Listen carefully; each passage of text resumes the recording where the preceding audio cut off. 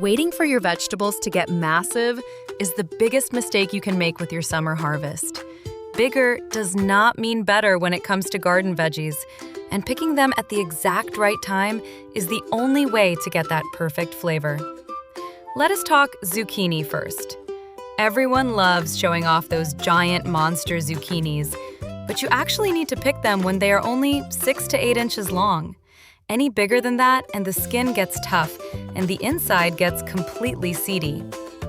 For tomatoes, color is obvious, but the feel is everything. You want a slight softness when you give it a gentle squeeze.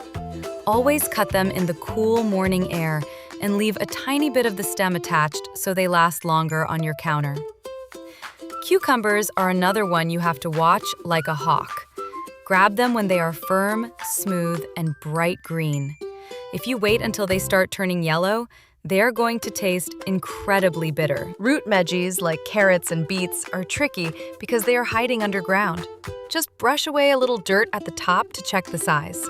Carrots are perfect at about 1 inch thick, and beets are good to go at 2 to 3 inches. Leave them in the dirt too long, and they turn into literal wood. Plus, do not throw away those beet tops because you can cook them right up. For onions, the plant literally tells you when it is done. Just wait for the green tops to turn yellow and completely flop over. That is your green light to gently pull them up. Green beans and peas are all about that crisp texture.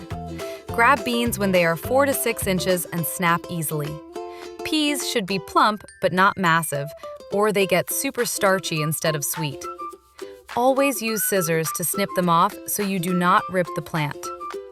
The ultimate secret to a massive garden yield is actually picking things early and often. The more you harvest, the more the plant produces. So stop waiting around and start enjoying your food.